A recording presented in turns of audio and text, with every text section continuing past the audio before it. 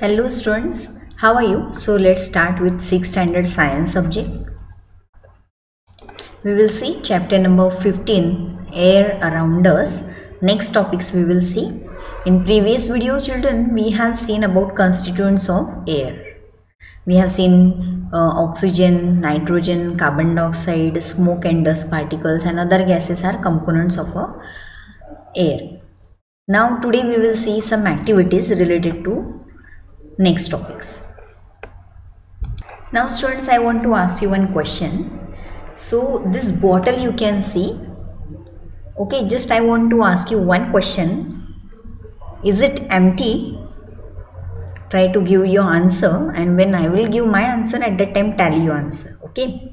So is it empty or is it full? So after giving your answer, I will give. See, this is a bottle. Now we will decide whether it is empty or whether is it full. So we will decide it afterwards after doing one activity. Okay. So you have to observe the activity very carefully. Now children, you have to observe one activity. I am going to show you a bottle. Okay. Now I am keeping it inverted.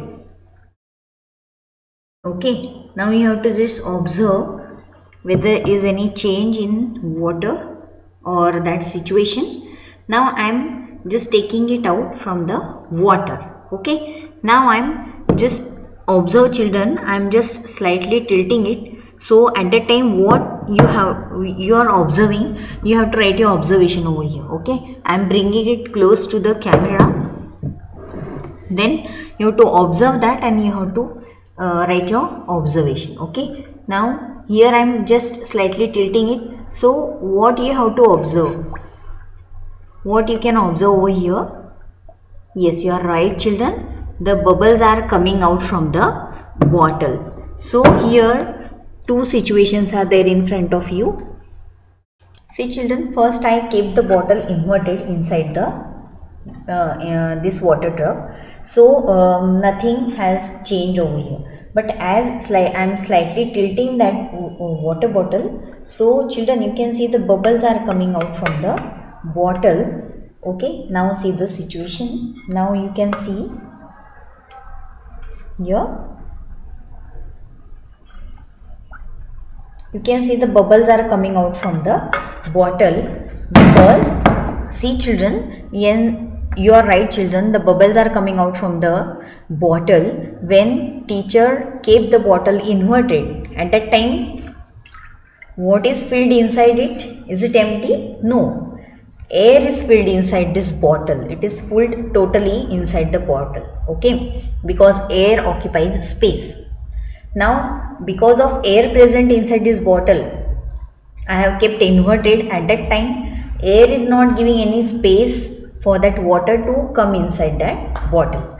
Okay, but as I have kept the bottle slightly inverted, so what happened children? The air got some space to move out from the water, and that air is coming out from the water in the form of bubbles, and that's why you are able to see the bubbles.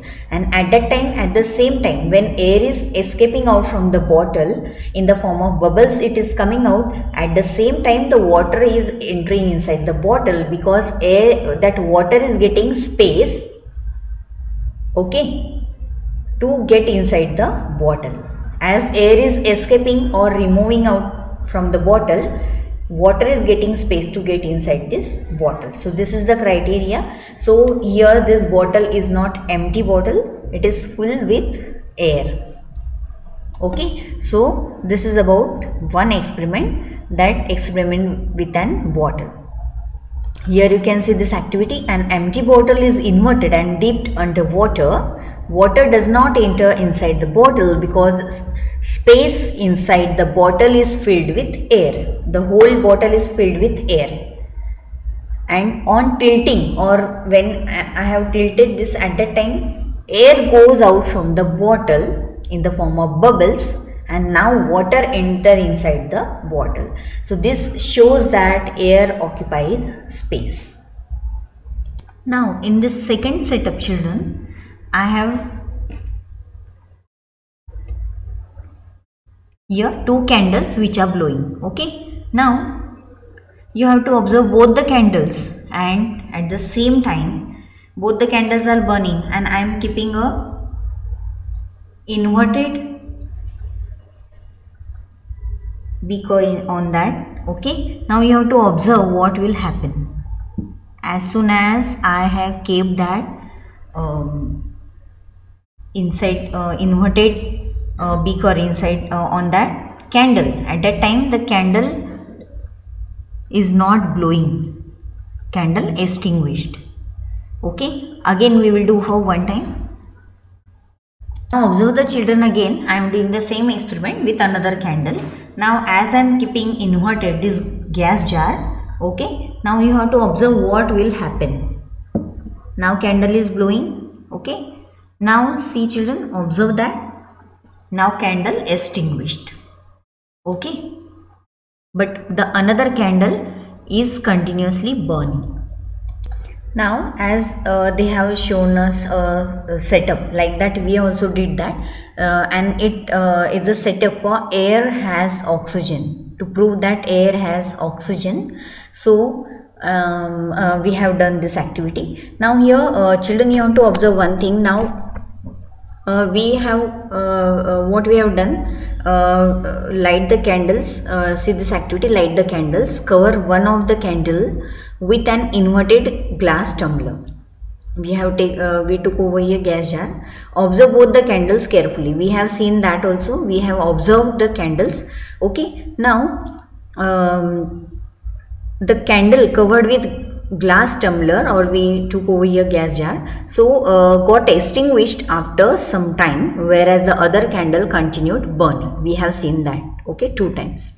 Now what can be the reason for this? So we have seen that candle got extinguished on which we kept the inverted gas jar, because the component inside of the glass tumbler means which supports for burning is limited. Now inside this, whatever the oxygen is there, whatever amount of oxygen is there, that was utilized by that candle for burning.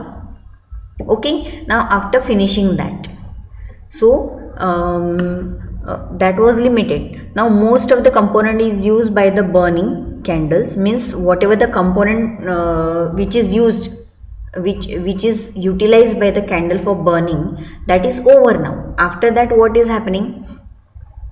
The candle extinguished, candle is not glowing now. After that, if the component is going to finish, which is support for burning, and that is oxygen.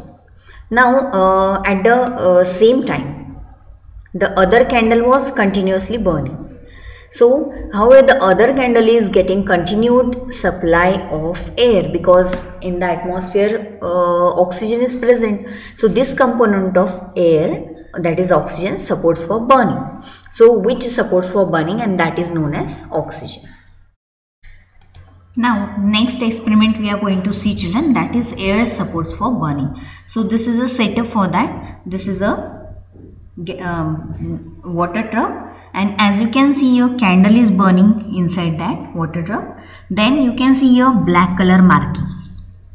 Okay, now I am keeping this, I will just explain the procedure, then we will do that, and you have to observe that. Okay, now this, why this marking I have done, when I will keep that glass jar inverted on this candle, at that time the candle will extinguished.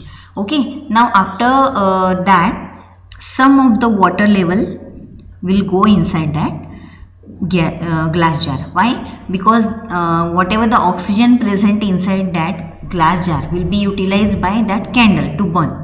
Now that space will be empty, and that much space will be occupied by that water which is present in this water tub. So observe it carefully. I am keeping this inverted into this. Then when the candle will glow, at that time you can see the water level, means here the oxygen level is not so much over here. Children, we have seen that burning candle we took, then we covered that burning candle with a glass jar, and after few minutes the candle is extinguished, and see within very less time the candle got extinguished, and that's why a very small amount of oxygen is present in this glass jar. That's why the candle extinguished, and if the candle is getting extinguished at that time, that much amount of oxygen is utilized by that burning candle, and that much space will be empty inside that glass jar, and that much water will be going inside that glass jar from the water drop. So as the supply of air is stopped due to glass jar, the burning of candle is also stopped, and this experiment proves that air supports for burning. For this same experiment, children, I would like to explain something, that burning can occur only in the presence of oxygen. We see that one component of air is oxygen. Now, the amount of air and hence its oxygen component inside each glass in our experiment is limited. It is very limited. So, when most of this oxygen is used by the burning candle, it can no longer burn and blows out. Also, some of the space occupied by the oxygen inside the glass becomes empty, and the water rises up to fill or occupy this space. And you have to do this experiment at home so that you can come to know this concept very well. Now next experiment we are going to see, that is to prove that dust is present in air. So we have to see a sunny room in our school or at our home. You can do this activity at home also. So close all the doors and windows with curtains, pull down to make room very dark. Means we don't want light inside that room. Now open the door or window facing the sun. Only you have to open little bit that window or that door which is facing sun. Just a little, and in such a way that it allows sunlight to enter in the room only through that slit. Now look carefully at the incoming beam of sunlight. You can see it will come in very straight line. Okay, do you see some tiny shining particles moving in the beam of light? So you can see some tiny particles are dancing.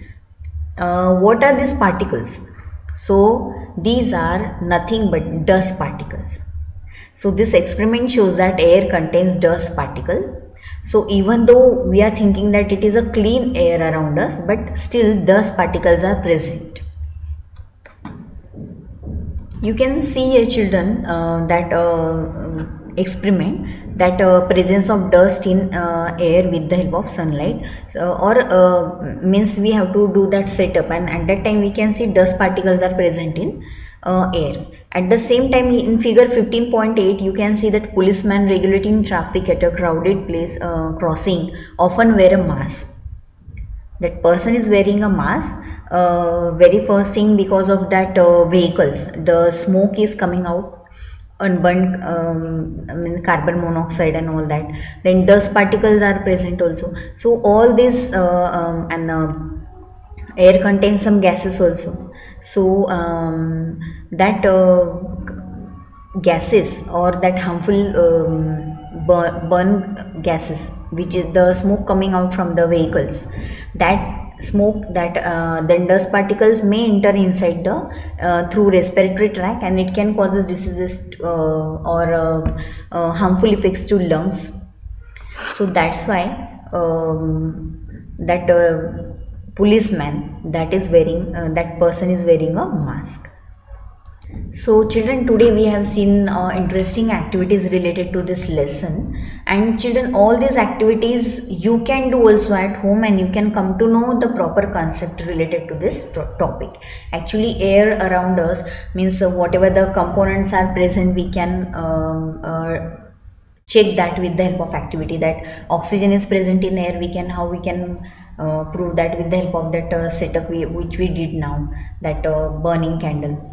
So these are the activities. Then dust is present in air, so we can prove that with the help of activity. If you will keep your book also pending for some days, at any one place, and if you will try to take out that book after 1 month, so you can see dust particles are there. Okay, so this also shows that dust particles are present in air. So these are many activities related to your daily life, so you can do at home and enjoy, and by enjoying and by that practical you can learn properly. So thank you for watching video, children. In the next video we will see another activities.